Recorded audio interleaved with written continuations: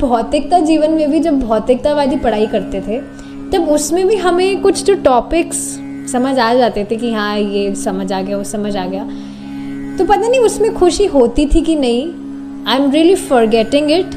पर भगवान के विषय में जो बातें समझ में आ जाती है तो उसमें कितनी ज़्यादा खुशी होती है। जैसे आज हमने चैतन्य चरितामृत में अभी काफ़ी टाइम से चर्चा चल रही है भगवान के प्रकाश और विलास विग्रह के विषय में।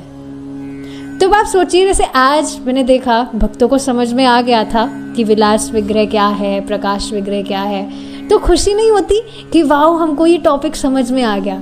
ऐसे भगवान का जो सृष्टि तत्व है कि भगवान किस तरह से प्रधान पर दृष्टिपात करते हैं, फिर महतत्व की सृष्टि होती है, इस तरह से हम भगवान के विषय में कुछ भी समझते हैं तो बहुत खुशी होती है। देखिए वास्तव में हमारी जो पूरी बुद्धि है वो भगवान के विषय में, भगवान को समझने में ही लगनी चाहिए।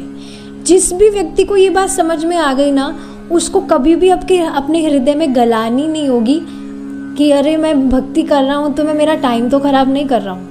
बार बार शास्त्रों में ये बात बताई जा रही है कि कोई व्यक्ति कितना ही भौतिकतावाद में प्रगति किया हो लेकिन अपने आध्यात्मिक जीवन में कुछ प्रगति नहीं किया, तो वास्तव में कुछ किया ही नहीं, वो has completely wasted this human form of life.